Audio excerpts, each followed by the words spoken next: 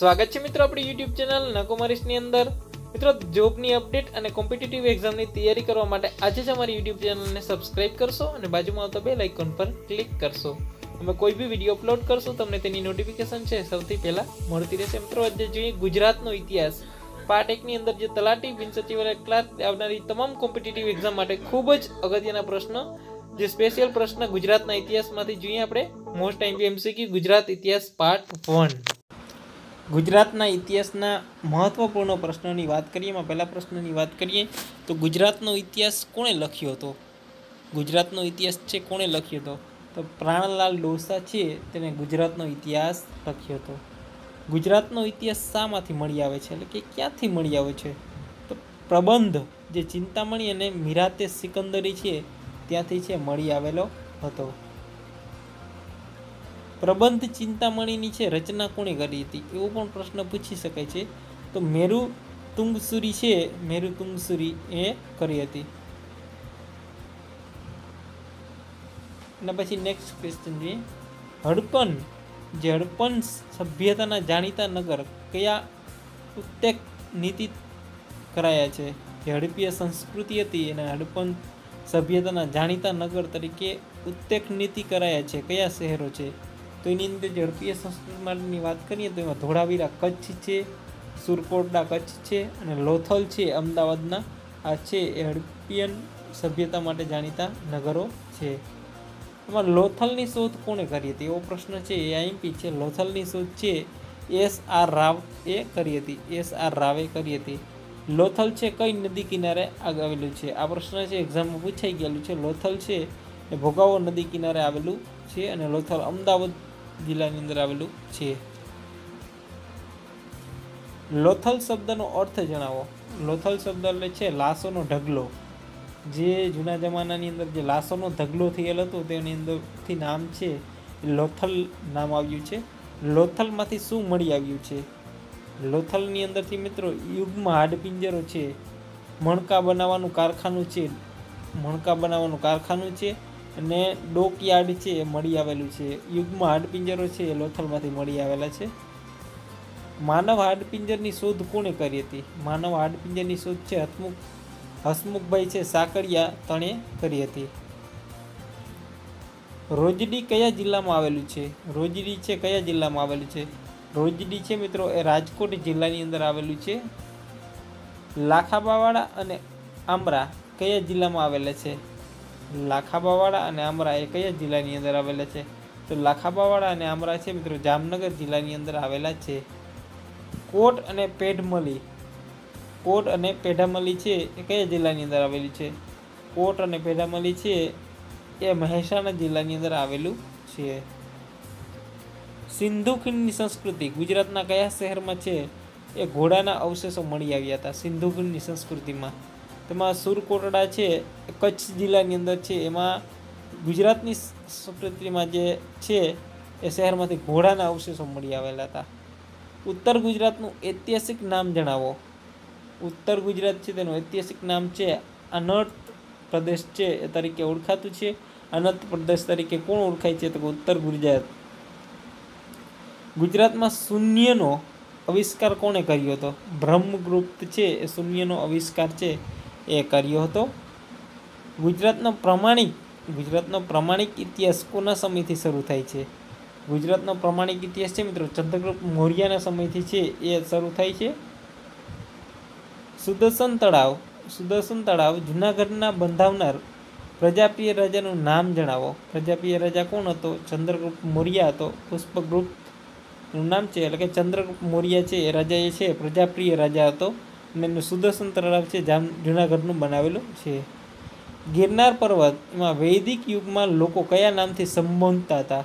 તેમાં રૈવતક પર્વત છે એના નામથી છે એને સંબોધતા હતા। ત્યારબાદ છે ગિરનાર પર્વત છે એ નામથી સંબોધન કરે છે। ગિરનારમાંથી કયા રાજાએ છે શિલાલેખ કોતરેલો જોવા મળે છે? તો ગિરનારની અંદર છે મિત્રો એ અશોક જે સમ્રાટ અશોક છે એનો શિલાલેખ કોતરેલો છે અને સ્કંદગુપ્ત, રુદ્રમાલા આ બધા જ સત્રપ રાજા હતા અને એના શિલાલેખો છે કોતરેલા છે અને અશોકની શિલાલેખ છે હાલ જૂનાગઢની અંદર ઉપલબ્ધ પણ છે, એક મ્યુઝિયમ તરીકે જોવા મળે છે। ગિરનારમાંથી મળેલા શિલાલેખો કઈ લિપિમાં લખાયેલા હતા? એમાં બ્રાહ્મી લિપ જે છે, અશોકનો કુલ 14 શિલાલેખો છે, એમાં બ્રાહ્મી લિપની અંદર છે એ લખેલો હતો. મૈત્રિક વંશજ, જે મૈત્રિક વંશજના છે ને સ્થાપકના કોને કરી હતી? મૈત્રિક વંશની છે સ્થાપના છે મિત્રો ભટ્ટારકર કે કરી હતી ને તેની રાજધાની છે એ વલભી છે. ભટ્ટારકરે કરી હતી ને તેની રાજધાની છે વલભી છે. મૈત્રિક વંશનો કુળ ધર્મ જણાવો. મૈત્રિક વંશનો છે કુળ ધર્મ છે એ શૈવ ધર્મ છે, શૈવ. ધ્રુવસેન બીજાના સમયમાં કયા મુસાફરો છે ગુજરાતની મુલાકાતે આવ્યા હતા? તો ઈસવીસન 640 ને 640ની અંદર ચીની મુસાફિર છે યુએન તત્સંગ છે, યુએન સંઘ જે આપણે કહીએ છીએ એ આવ્યા હતા. ગુજરાત પ્રદેશની રાજધાની જણાવો. ગુજરાત પ્રદેશની રાજધાની છે એ ભ્રીનમાલા છે, ભ્રીનમાલા. ગુજરાતનું નામ છે પ્રચલિત થયું છે ભ્રીનમાલાથી.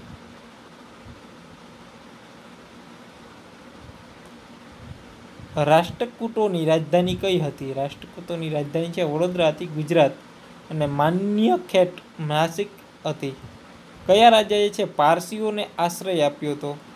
કયો રાજા હતો એ પારસીઓને આશ્રય આપ્યો હતો? જાદી રાણા છે એ રાજા હતો એ પારસીઓને આશ્રય આપ્યો હતો.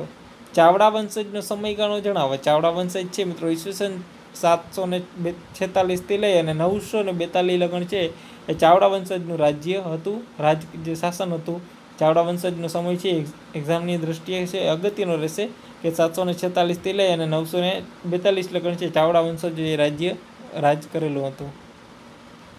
ચાવડા વંશજની સ્થાપના કોણ કરી? તેનો મુખ્ય કોણ હતો? ચાવડા વંશજની વાત કરીએ તો વનરાજ ચાવડા છે એ એનો મુખ્ય હતો. વનરાજ ચાવડાની છે માતા અને પિતાનું નામ જણાવો. તો વનરાજ ચાવડા છે મિત્રો એની માતાનું નામ છે રૂપસુંદરી અને પિતાનું નામ છે જયશિખરી ચાવડા છે. એ તો એક્ઝામમાં પણ ખૂબ જ ઉપયોગી રહેશે. ચાવડા વંશજની રાજધાની કઈ હતી?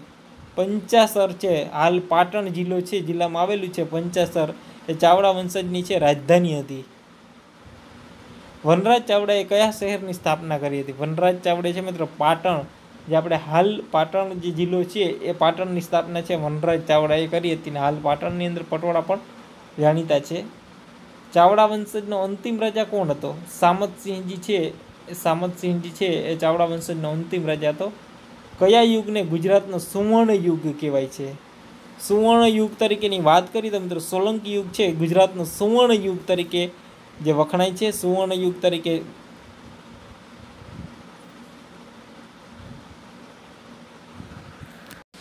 અને પછી નેક્સ્ટ જોઈએ મિત્રો, અમદાવાદને જે ધૂળિયું શહેર કરનારો કોણ હતો?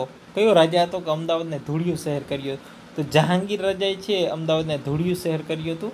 અંગ્રેજોએ પોતાની પહેલી વેપાર કોઠા, જે પહેલી વેપારી કોઠી એ કયા ને કયા સ્થાપી હતી? ક્યારે અને ક્યારે સ્થાપી હતી? તો ઈસવીસન 1613ની અંદર સુરતની અંદર સ્થાપી હતી. ડચ લોકોએ કયા ગુજરાતમાં વેપાર મથક સ્થાપ્યું હતું? ડચ લોકોએ છે ગુજરાતની અંદર ક્યારે વેપાર મથક સ્થાપ્યું? 1606ની અંદર છે એ સ્થાપ્યું હતું. ફ્રેન્ચ લોકો, જે ફ્રેન્ચ લોકો કહીએ આપણે, ફ્રેન્ચ લોકો એ ગુજરાતમાં ક્યારે વેપાર મથક સ્થાપ્યું હતું? ફ્રેન્ચે છે મિત્રો 1669ની અંદર છે એ સ્થાપ્યું હતું. શાહજહાએ અમદાવાદ શેનું બાંધકામ કરાવ્યું હતું? શાહજહાએ છે અમદાવાદની અંદર શેનું બાંધકામ કર્યું હતું?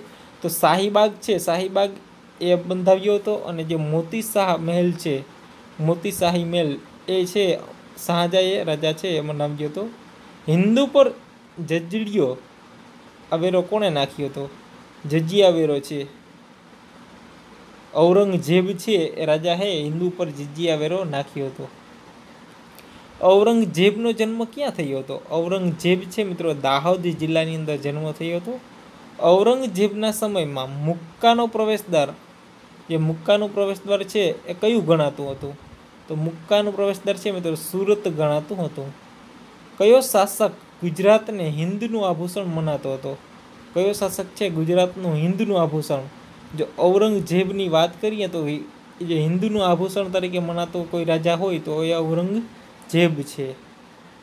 શિવાજીએ ક્યારે સુરત પર આક્રમણ કર્યું હતું? શિવાજીએ છે મિત્રો ઈસવીસન 1664 લઈને 1670 લગન છે શિવાજીએ છે એ સુરત પર આક્રમણ કર્યું હતું. ગુજરાતમાં મરાઠાઓની કાયમી સત્તા કયા શહેરમાં હતી? ગુજરાતની અંદર વાત કરીએ તો મરાઠાઓની સત્તા છે મિત્રો કાયમી સત્તા છે વડોદરા શહેરની અંદર સયાજીરાવ ગાયકવાડ.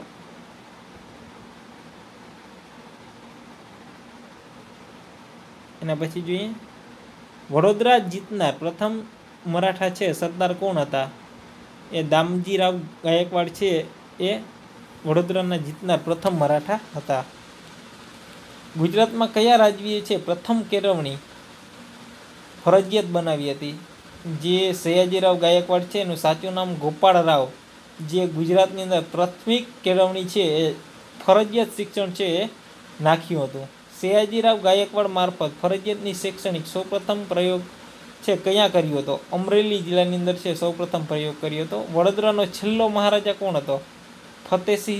ફતેસિંહ રાવ છે ગાયકવાડ એ પ્રતાપસિંહ રાવ ગાયકવાડ આ બે રાજા છે છેલ્લા મહારાજાઓ હતા. જો મિત્રો આ વિડીયો તમને સારો લાગ્યો હોય તો લાઈક કરશો, શેર કરશો. અમારી ચેનલને હજુ સુધી તમે સબસ્ક્રાઈબ ન કરેલી હોય તો તેને સબસ્ક્રાઈબ કરશો અને બાજુમાં આવતા બેલ આઇકોન પર ક્લિક કરશો એટલે અમે કોઈ બી વિડીયો અપલોડ કરશું તમને તેની નોટિફિકેશન છે એ સૌથી પહેલાં રહેશે. તો ગુજરાતના ઇતિહાસ પાર્ટ 1ની અંદર એટલું જ રાખીએ. ફરી મળીએ એક નવા વિડીયોની સાથે, નવા કન્ટેન્ટની સાથે. ત્યાં સુધી રજા લઈએ. આવજો, ટાટા, બાય બાય.